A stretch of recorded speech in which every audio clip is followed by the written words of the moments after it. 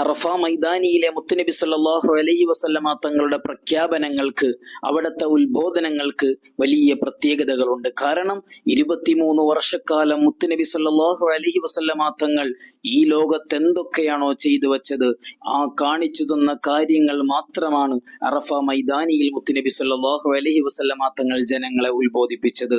അള്ളാഹുവിന്റെ പരിശുദ്ധമായ ദീനുൽ ഇസ്ലാമിന്റെ പ്രത്യേകത നാം മനസ്സിലാക്കേണ്ടവരാണ്. അങ്ങനെ മുത്തുനബി സല്ലല്ലാഹു അലൈഹി വസല്ലമ തങ്ങൾക്ക് നുബുവത്ത് കിട്ടിയ കാലം മുതൽ അവിടുത്തെ അവസാനത്തെ കാലഘട്ടം വരെ ഇറങ്ങിയ ഖുർആനിക പ്രഖ്യാപനങ്ങളെ അവിടുന്ന് എടുത്തുദ്ധരിക്കുമ്പോൾ, ആ കാര്യങ്ങളെ വിശദീകരിച്ച് നമുക്ക് പഠിപ്പിച്ചു തരുമ്പോൾ, ഇവിടെ ഇനി സന്നിധരാവാത്തവർക്ക് നിങ്ങൾ ഇത് എത്തിച്ചു കൊടുക്കണമെന്നുള്ള പ്രഖ്യാപനവും കൂടി നമ്മിലേക്ക് ഏൽപ്പിച്ചു തരുമ്പോൾ, ആ പ്രഖ്യാപനത്തിന്റെ ഫലമായി കൊണ്ടാണ് ഇസ്ലാം ഇന്നും നിലനിൽക്കുന്നതും ഇനി ഖിയാമത്ത് നാളോളം നിലനിൽക്കും എന്ന് നമുക്ക് ഉറപ്പുള്ളതും.